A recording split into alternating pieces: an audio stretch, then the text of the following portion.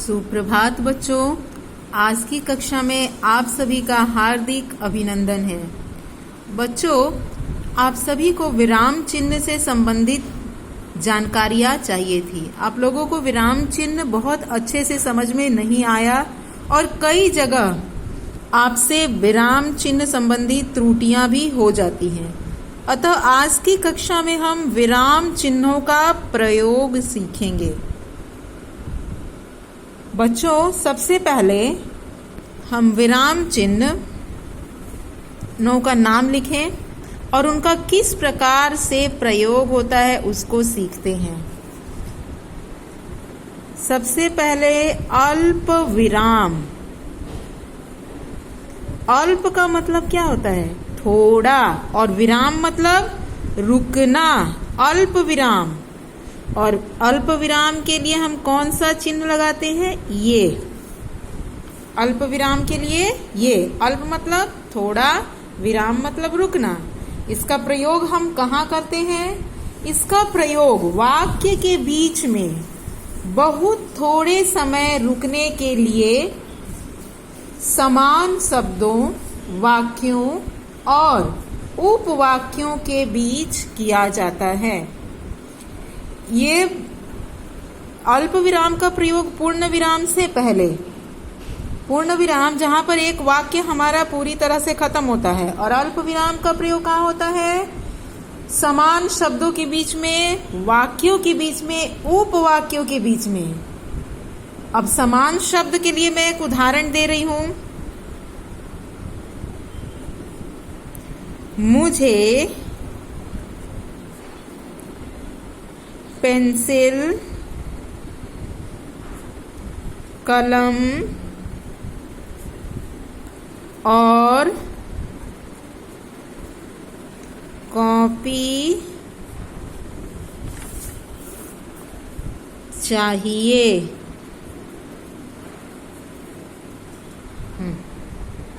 बच्चों, अल्प विराम का प्रयोग कहाँ कहाँ किया जाता है? समान शब्दों, वाक्यों, यहां पर मैं लिख दे रही हूं समान शब्दों, वाक्यों और उपवाक्य। उपवाक्य का मतलब होता है जब किसी भी वाक्य में एक साथ दो वाक्य हों और पहले वाक्य पर दूसरा वाक्य निर्भर करता हो। ये भी मैं आपको समझा दूंगी आगे। अभी फिलहाल के लिए इतना समझिए। समान शब्दों, वाक्यों और उपवाक्यों के बीच में हम अल्प विराम का प्रयोग करते हैं। जैसे मैंने एक उदाहरण लिखा, मुझे पेंसिल, कलम और कॉपी चाहिए। पेंसिल, कलम के बीच में मैंने विराम चिन्ह का प्रयोग किया। कौन सा विराम? अल्प विराम। अब मैं दूसरा वाक्य लिख रही हूं। परिश्रम करो,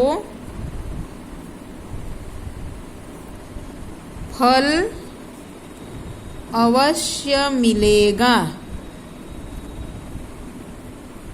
बच्चों, यहां पर देखिए, ये दो वाक्य हैं और यहीं पर वाक्य और उपवाक्य।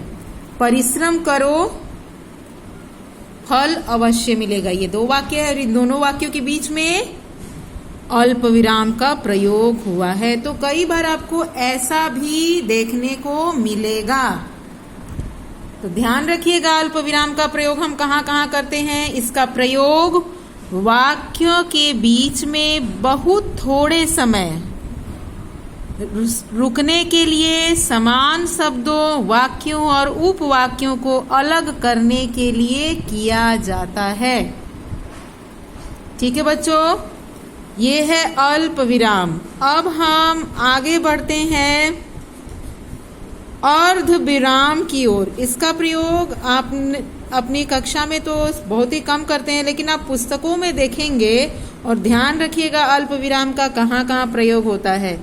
ऊपर एक बिंदु और नीचे अल्प विराम का चिन्ह, इसको कहा जाता है अर्ध विराम, आधा विराम। अर्ध मतलब आधा, अल्प मतलब थोड़ा, बहुत थोड़ा रुकना, और इसमें आधा रुकना। जहां अल्प विराम की अपेक्षा अधिक रुकना पड़े, मतलब इससे ज्यादा रुकना पड़े, वहां अर्ध विराम का प्रयोग होता है। उदाहरण देखिए,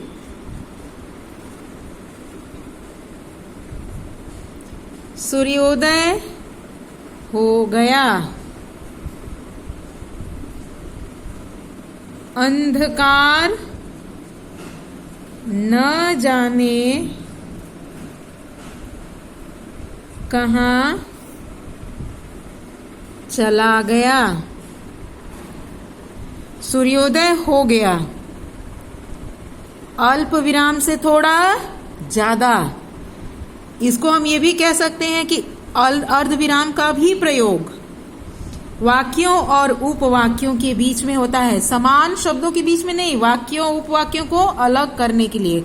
यहाँ भी दो वाक्य है, पहला वाक्य है सूर्योदय हो गया, दूसरा है अंधकार न जाने कहाँ चला गया। जब कभी हम वाक्य में बोलते समय एक साथ कई सारे वाक्यों को बोलते हैं, लंबे लंबे वाक्यों को बोलते हैं, तो वहां भी अर्ध विराम का प्रयोग किया जाता है। विराम का अर्थ यही है, अपनी जब हम भाषा की अभिव्यक्ति अपनी भाषा की अभिव्यक्ति को स्पष्ट करते हैं कि हम क्या कहना चाह रहे हैं, हम क्या समझाना चाह रहे हैं, वहां पर विराम चिन्ह हम लगाते हैं ताकि हमारी बात और अधिक स्पष्ट हो सके। इसके बाद है पूर्ण विराम। पूर्ण विराम संबंधी आप सभी को स्पष्टतः जानकारी है, आप समझ पाते हैं कि पूर्ण विराम क्या है, जहां पर कोई भी एक वाक्य खत्म होता है। अब मैं एक छोटा सा वाक्य लिख रही हूं, वह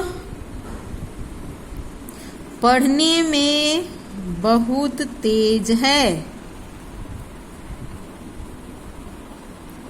यहाँ पर मेरा एक वाक्य खत्म हो गया था, यहाँ पर पूर्ण विराम लगेगा। यहाँ पर अल्प विराम की भी आवश्यकता नहीं थी और अर्ध विराम की भी आवश्यकता नहीं थी। जहाँ पर एक वाक्य पूरा खत्म हो गया वहां पर पूर्ण विराम, जहाँ पर वाक्य दो या उपवाक्य हो उनको अलग करने के लिए हम अर्ध विराम का प्रयोग करते हैं। अल्प विराम समान शब्द वाक्यों उपवाक्यों को अलग करने के लिए अल्प विराम का प्रयोग होता है। अल्प मतलब थोड़ा विराम, अर्ध मतलब आधा विराम, पूर्ण मतलब जहां पर हमारा पूरा एक वाक्य समाप्त हो गया।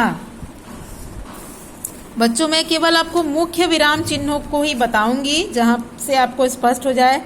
अब है एकल उद्धरण चिन्ह।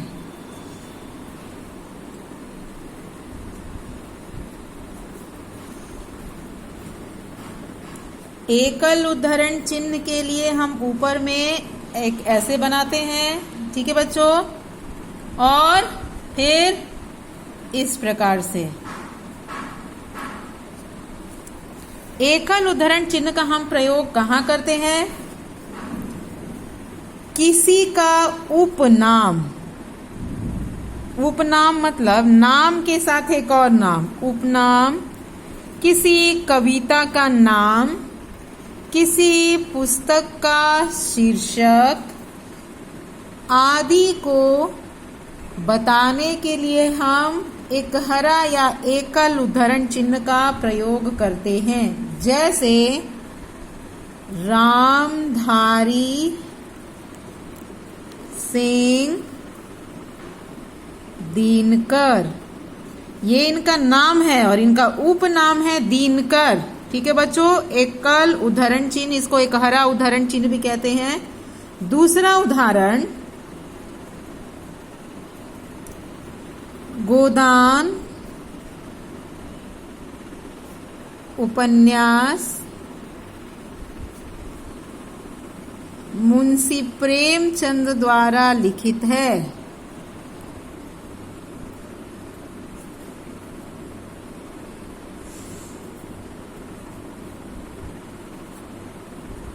बच्चों यहाँ देखिए, यहाँ भी एकल उद्धरण चिन्ह का प्रयोग हुआ है। ये क्या है? ये किसी पुस्तक का नाम है। ठीक है बच्चों, तो जहां पर किसी का उपनाम हो, किसी कविता पुस्तक का शीर्षक हो, वहीं पर केवल एकल उद्धरण चिन्ह का हम प्रयोग करते हैं। पांचवा है दोहरा उद्धरण चिन्ह।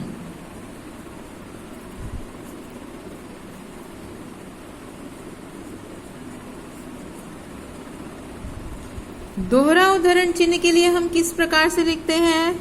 ऊपर में ऐसे और फिर इस तरह से।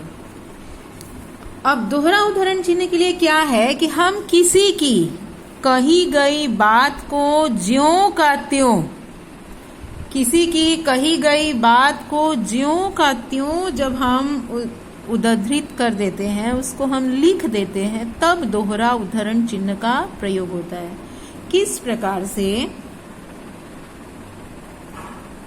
गांधी जी ने कहा,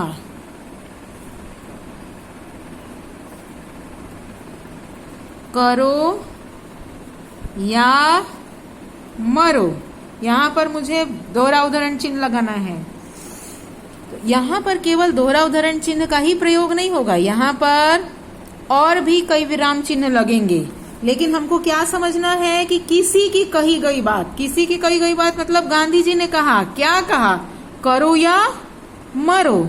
और हमको यह भी देखना है कि यह एक वाक्य भी है और इसके साथ गांधी जी ने कहा, अभी अभी हमने पढ़ा कि अल्प विराम का प्रयोग कहाँ होता है? समान शब्दों, वाक्य, उपवाक्य। तो यहाँ पर भी दो वाक्य आ जा रहे हैं, तो यहाँ पर हम अल्प विराम का प्रयोग कर दिए। इसके बाद दोहरा उद्धरण चिन्ह के लिए किसी की कही गई बात को, मूल बात को जैसे का तैसा जब हम लिखते हैं, तो उन्होंने जो कुछ कहा उसके लिए दोहरा उद्धरण चिन्ह प्रारंभ करेंगे कि क्या कहा। और ये इसको हम एक वाक्य मान लें, करो या मरो एक वाक्य, तो ये वाक्य के अनुसार ये जब पूरा हो जाता है तो पूर्ण विराम, और कही गई उक्ति है, अतः दोहरा उद्धरण चिन्ह को हम बंद करेंगे। तब यहाँ से प्रारंभ, यहाँ से अंत। किसी बच्चे ने मुझसे पूछा था कि क्यों हम पूर्ण विराम को बाद में नहीं लिखेंगे, पहले लिखेंगे? इसलिए कि यहाँ पर हमारा ये वाक्य समाप्त हो जा रहा है। ठीक है, इसको हम वाक्य के तौर पर यहाँ पर पूर्ण विराम लगाते हैं, और इसको हम यहाँ से प्रारंभ, यहाँ से बंद इसलिए कर रहे हैं कि ये जो इतनी बात है यह किसी के द्वारा कही गई बात है। इसलिए बच्चों फिर से समझ लीजिए दोहरा उद्धरण चिन्ह, जब किसी की कही गई उक्ति को हम ज्यों का त्यों लिखते हैं उस तब हम दोहरा उद्धरण चिन्ह का प्रयोग करते हैं, और वाक्य के प्रसंग के अनुसार पूर्ण विराम अथवा प्रश्न सूचक का भी प्रयोग करते हैं। ठीक है, उदाहरण के लिए मैं एक दूसरा वाक्य लिख रही हूं। मां ने पूछा,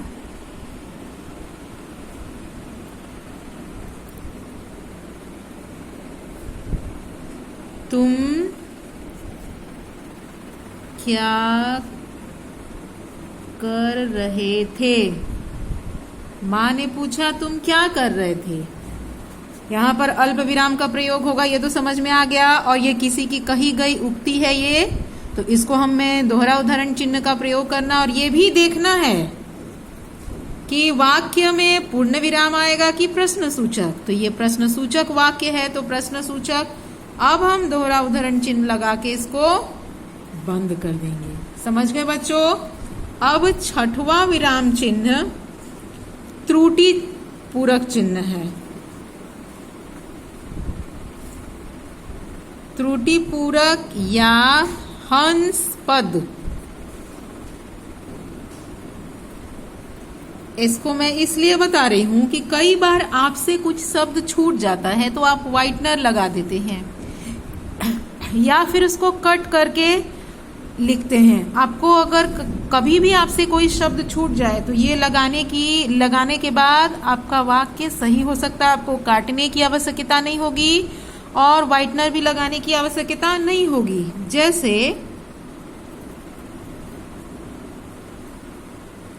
होली का त्योहार मार्च के आता है। ये मैंने एक वाक्य लिखा, लेकिन इस वाक्य में मेरा कुछ छूट गया है। अब ध्यान से पढ़िए। होली का त्योहार मार्च के कब आता है? महीने में। अब इतने जगह में तो अटेगा नहीं और इतना मुझे काटना पड़ेगा।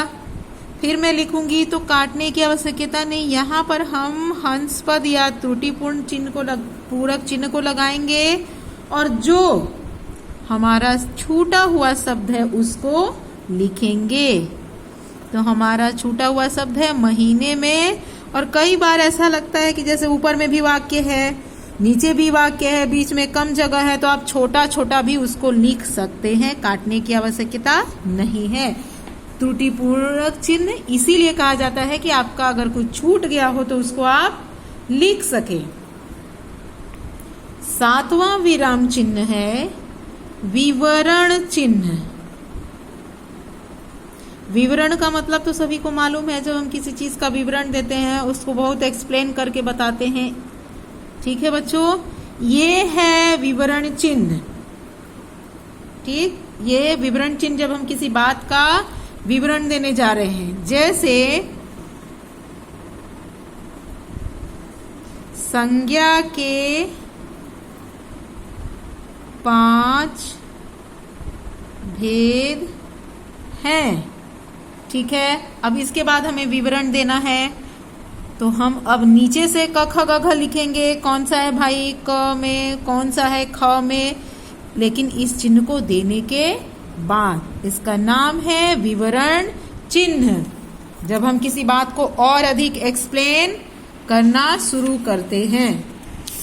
बच्चों, अभी तक हमने जो भी विराम चिन्ह पढ़े हैं, प्रमुख विराम चिन्ह, उनको एक बार दोहरा ले। अल्प विराम, अर्ध विराम, पूर्ण विराम, एकल उद्धरण चिन्ह, दोहरा उद्धरण चिन्ह, विवरण चिन्ह, और अब मयादी बोधक चिन्ह बताऊंगी। विस्मय का अर्थ आप सभी को मालूम है।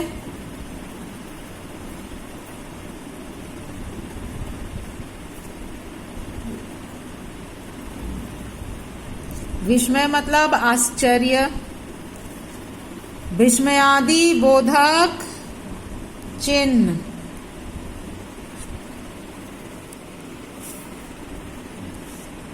बच्चों, ये है विस्मयादि बोधक चिन्ह। आप सभी पूर्व परिचित हैं। इसका प्रयोग कहाँ करते हैं? हर्ष, शोक, विस्मय, घृणा आदि भावों को प्रकट करने के लिए। हर्ष मतलब जब हम खुश हुए, शोक जब किसी प्रकार का दुख हो, विस्मय आश्चर्य, घृणा किसी से नफरत, और जब हम अपने मन के भावों को किसी के सामने शब्द के रूप में प्रकट करते हैं तो विस्मय आदि बोधक चिन्ह का प्रयोग करते हैं। और इसके साथ ही संबोधन के रूप में भी हम इसका प्रयोग करते हैं। जैसे, वाह तुम्हारी हस्तलेख बड़ी सुंदर है। यहाँ पर किस तरह का मेरा मनोभाव आपको लग रहा है? यहाँ पर इन सब में से कौन सा है? हर्ष, खुशी का है। तो शब्द है वाह, और वाह के बाद है विस्मय सूचक चिन्ह। और यहाँ पर क्या मेरा छूट गया? पूर्ण विराम। तो ये भी ध्यान देना है।